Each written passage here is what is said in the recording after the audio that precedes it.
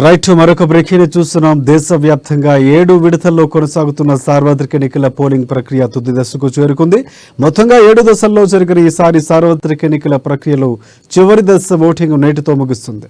నేడు 8 రాష్ట్రాలు కేంద్రపాలిత ప్రాంతాల్లో 57 స్థానాలకు గాను ఓటింగ్ ప్రక్రియ జరుగుతుంది. ఇక అలాగే ఒడిశాలో 147 అసెంబ్లీ స్థానాల్లో మిగిలిన 42 అసెంబ్లీ సీట్ల కోసం ఒకేసారి పోలింగ్ జరగనుంది. ఇక ఓటింగ్ జరిగే ప్రాంతాల్లో ఉత్తరప్రదేశ్, బీహార్, పంజాబ్, చండీగఢ్, హిమాచల్ ప్రదేశ్, ఒడిశా, పశ్చిమ బెంగాల్ ఉన్నాయి. ఇప్పటి వరకు పూర్తయిన 6 దశల ఓటింగ్లో 28 రాష్ట్రాలు కేంద్రపాలిత ప్రాంతాల్లోని 486 స్థానాలుగాను ఎన్నికలు ముగిశాయి. జూన్ 4న ఓట్ల లెక్కింపు జరగనుంది.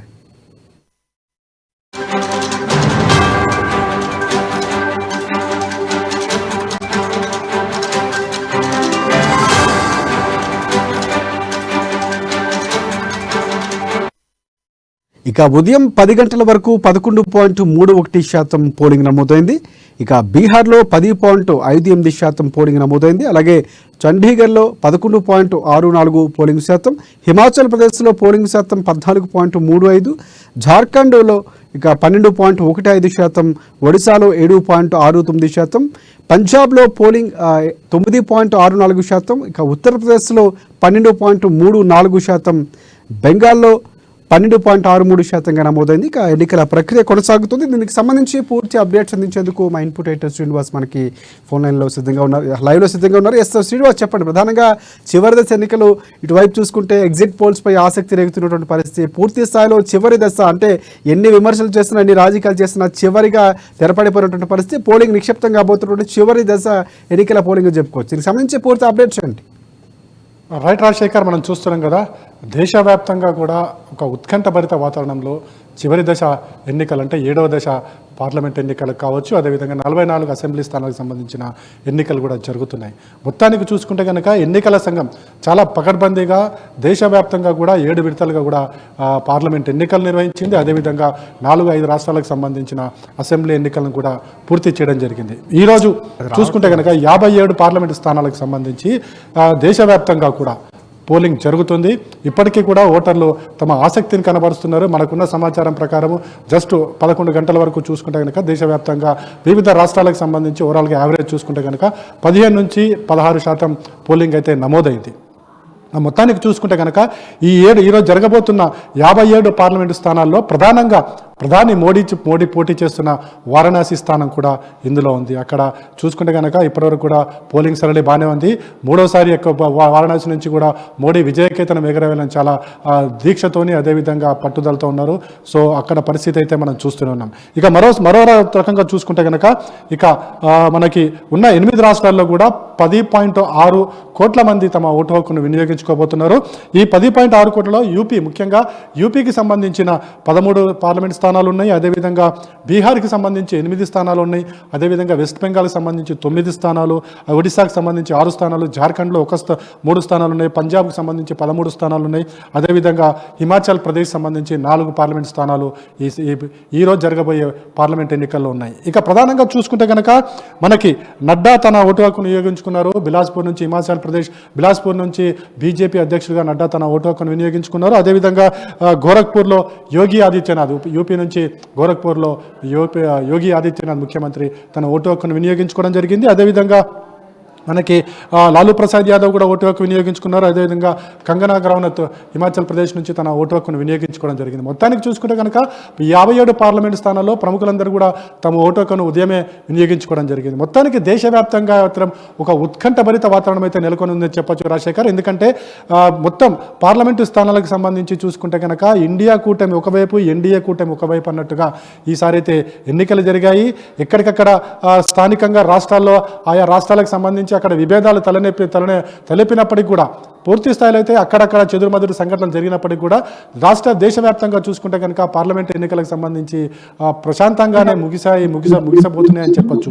అయితే ఇప్పటి వరకు ఉన్న పోలింగ్ సరళి కావచ్చు, అదే ఇతర రాష్ట్రాలకు సంబంధించిన ఓటింగ్ సరళి కావచ్చు చూసుకుంటే కనుక గతంలో కొన్న ఈసారి పెరిగిందా లేదా అనేది ఎన్నికల సంఘం పూర్తి స్థాయి వివరాలు ఇస్తే కానీ మనం చెప్పలేము. అయితే మొత్తానికి ఈరోజు పార్లమెంట్ ఎన్నికలు సాయంత్రం 6 గంటల వరకు ముగిస్తాయి. 6 గంటల తర్వాతే 6:30 తర్వాతే ఎగ్జిట్ పోల్స్ ప్రకటించుకోవచ్చు అని చెప్పేసి కూడా ఎన్నికల సంఘం ప్రకటించింది. మొత్తానికి ఎన్నికల సంఘం శ్రీనివాస్ ప్రధానంగా చూసుకుంటే చెప్పొచ్చు రాజశేఖర్. ఎస్ ఇంకోటి అంటే ఎగ్జిట్ పోల్స్ సమయం 6:30 ఇచ్చినటువంటి పరిస్థితి. సో ఎగ్జిట్ పోల్స్ చాలా కీలకంగా ఉన్నటువంటి పరిస్థితి. ఎందుకంటే గతంలో చాలా ఎగ్జిట్ పోల్స్ అంటే కొన్ని సర్వే సంస్థలు చెప్పినటువంటి ఎగ్జిట్ పోల్స్ ఖచ్చితంగా జరిగినటువంటి పరిస్థితి. దానిపై అందరి దృష్టి ఉంది. దానికి సంబంధించి కూడా పూర్తి స్థాయిలో చాలా ఆసక్తిగా ఎదురు చూస్తున్నటువంటి పరిస్థితి. ఇటువైపు ఏపీ కానీ తెలంగాణ కానీ మొత్తం ఓవరాల్గా చూసుకుంటే మోదీ వస్తారా, సో మళ్ళీ ఏమైనా ఇండియా కూటమికి ఎన్ని స్థానాలు వస్తారో ఇవన్నీ కూడా ఎగ్జిట్ పోల్స్లో తేలబోతున్నటువంటి పరిస్థితి.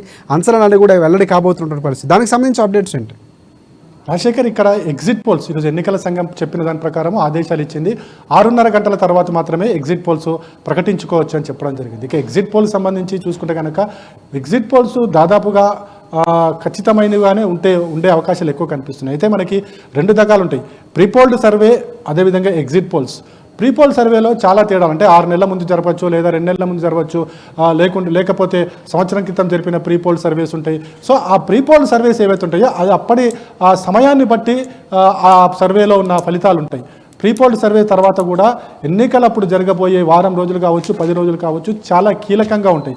సో ఆ కీలకంగా ఉన్న పరిణామాల్లోనే అదేవిధంగా ఎన్నికలు జరిగిన రోజు సాయంత్రం ఏవైతే ఎగ్జిట్ పోల్స్ ఉంటాయో దాదాపుగా అన్నీ కూడా కరెక్ట్గానే ఉండే అవకాశాలు ఎక్కువ కనిపిస్తున్నాయి. గతంలో నిర్వహించిన ఎగ్జిట్ పోల్స్లో కూడా ఇదే తరహా ఫలితాలు, అంటే ఏవైతే ఎగ్జిట్ పోల్స్లో చెప్తారో అవే ఫలితాలు ఎక్కువగా మనకి ఫిగర్స్ అవే ఎక్కువ వచ్చే అవకాశం ఉంది.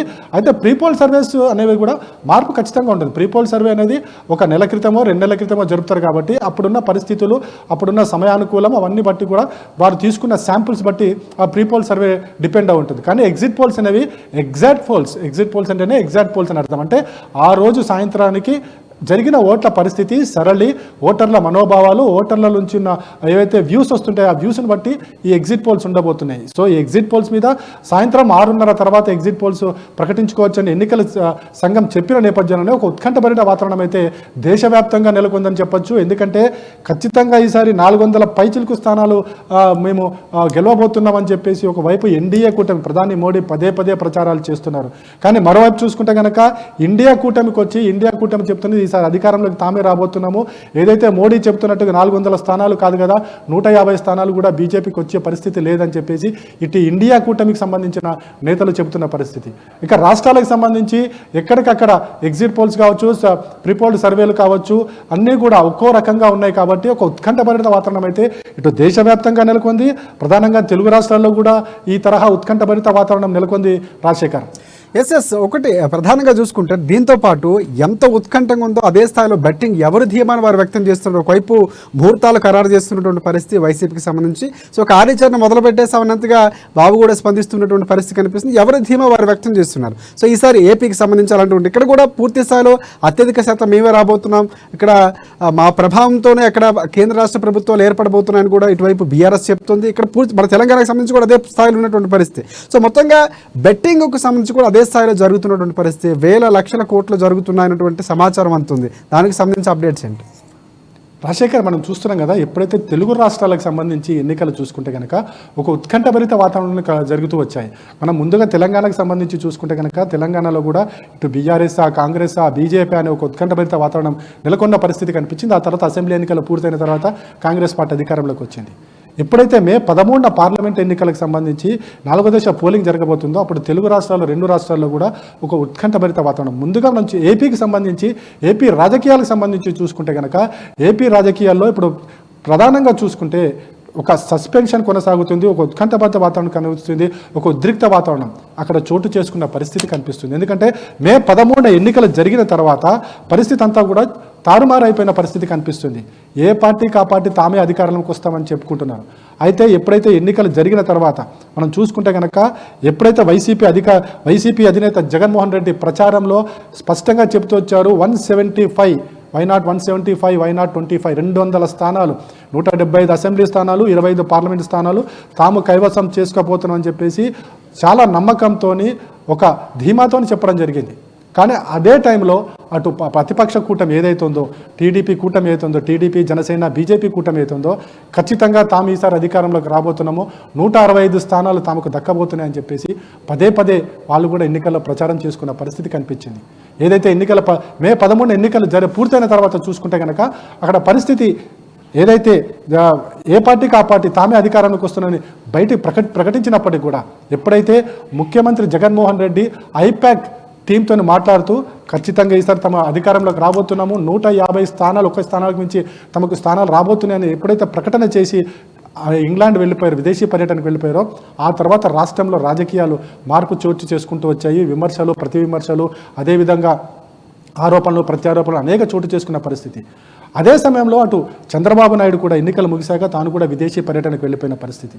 ఈ ఇద్దరు నేతలు, ముఖ్య నేతలు ఎక్కడైతే విదేశాలకు వెళ్ళిపోయిన తర్వాత తెలుగు రాష్ట్రం ముఖ్యంగా ఆంధ్రప్రదేశ్లో అనేక విమర్శలు, అదేవిధంగా సర్వేలు, అదేవిధంగా వాళ్ళు చెప్పుకుంటున్న ఏవైతే ఉన్నాయో తామే అధికారంలోకి వస్తామన్న అదైతే బాగా ప్రజల్లో అయితే కలిసిపోయింది. ఈ నేపథ్యంలోనే ప్రజల మధ్య ఒక బెట్టింగ్ అనేది చోటు చేసుకుంది. ఇప్పటికే మనం చూస్తున్నాం కొజ్గికి సంబంధించి అక్కడ ఉన్న ఒక సర్పంచ్ వైఎస్ఆర్ కాంగ్రెస్ పార్టీ అధికారంలోకి రాబోతుంది, 20 లక్షలు బెట్టింగ్ అని చెప్పేసి ఆమె ఆన్లైన్లో బెట్టింగ్ కట్టడం జరిగింది. దానికి స్పందిస్తూ కూడా టీడీపీకి సంబంధించిన మరో అక్కడ ఉన్న వ్యక్తి స్పందిస్తూ తాను 2.5 ఎకరాలు తాను బెట్టింగ్ పెడుతున్నా అని చెప్పేసి చెప్పడం జరిగింది. ఒక్కటే కాదు, మొత్తం తెలుగు రాష్ట్రాల్లో ఏదైతే ముఖ్యంగా ఆంధ్రప్రదేశ్కి సంబంధించి ఒక బెట్టింగ్ అయితే జరుగుతుంది రాజకీయాల మీద. ఇటు తెలంగాణలో కావచ్చు, అటు ఆంధ్రప్రదేశ్లో కావచ్చు.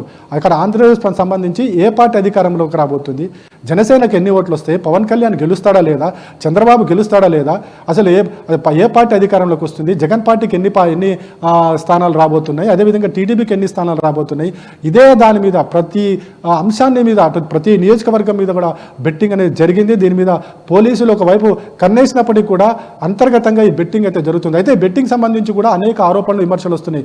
ఒక పార్టీ కావాలనే బెట్టింగ్ నడిపిస్తుంది అని చెప్పేసి కూడా ఒక ఆరోపణలు వచ్చిన నేపథ్యంలో మొత్తం వ్యవహారం అంతా కూడా ఈరోజు సాయంత్రం 6:30 తర్వాత ఎగ్జిట్ పోల్స్ ద్వారా ఏముండబోతుంది, ఏం జరగబోతుంది అనేది ఒక క్లారిటీ అయితే వచ్చే అవకాశం ఉంది. మొత్తానికి తెలుగు రాష్ట్రాలు అయితే ఒక ఉద్రిక్త వాతావరణం అయితే నెలకొంది. ముఖ్యంగా ఆంధ్రప్రదేశ్లో ఉద్రిక్త వాతావరణం చూసాం మనం.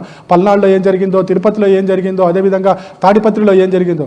సో వీటన్నిటి కూడా ఎన్నికల సంఘం తన ఆధీనంలోకి తీసుకుని అక్కడ ఉన్న ఎస్పీలను సస్పెండ్ చేసి, కలెక్టర్లను సస్పెండ్ చేసి, అదేవిధంగా అధికారులను మార్చడం తర్వాత కొద్దిగా అక్కడ వాతావరణం సద్దుమణిగిన పరిస్థితి అయితే నెలకొంది. అయినప్పటికీ కూడా ఒక ఉద్రిక్త వాతావరణం అయితే అక్కడ నెలకొంది.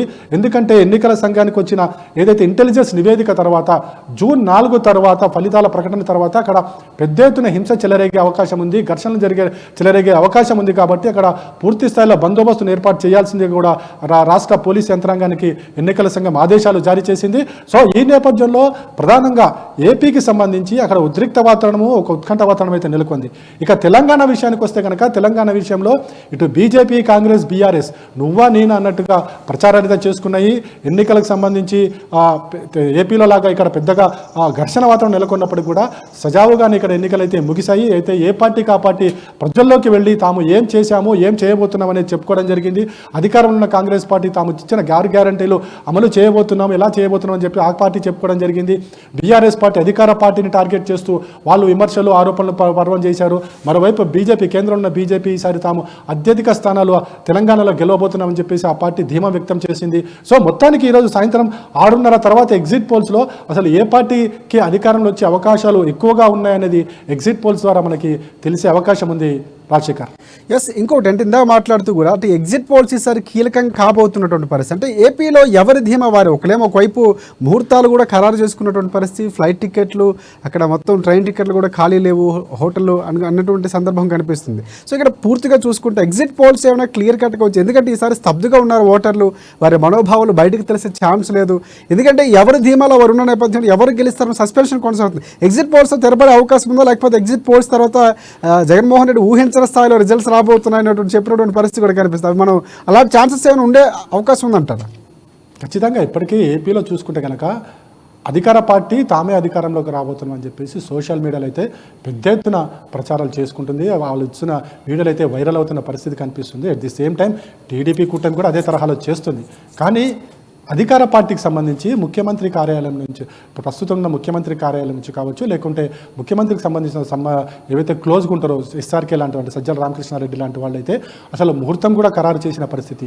జూన్ 9వ తేదీన సాయంత్రం వైజాగ్లో కొత్త రాజధానిగా అదే ఉండబోతుంది. సో అక్కడే ముఖ్యమంత్రిగా జగన్మోహన్ రెడ్డి ప్రమాణ స్వీకారం చేయబోతున్నాడని చెప్పేసి ఆయన ప్రకటించడం జరిగింది. అంతకుముందు ఐపాక్ టీంతో మాట్లాడినప్పుడు కూడా జగన్మోహన్ రెడ్డి స్పష్టం చేయడం జరిగింది, తాను వైజాగ్లో ప్రమాణ స్వీకారం చేయబోతున్నానని చెప్పి స్పష్టం చేయడం జరిగింది. జరిగింది. ఎప్పుడైతే ముఖ్యమంత్రి ఆ ధీమాతోని ప్రకటించిన తర్వాత అధికార పార్టీలో కాస్త ధైర్యం ఇంకా ఎక్కువ చోటు చేసుకోవడం పరిస్థితి. అయితే మరోవైపు చూసుకుంటే కనుక ఏదైతే ఈసారి ఏపీలో ఎన్నికల పోలింగ్ శాతం పర్సెంటేజ్ పెరిగింది.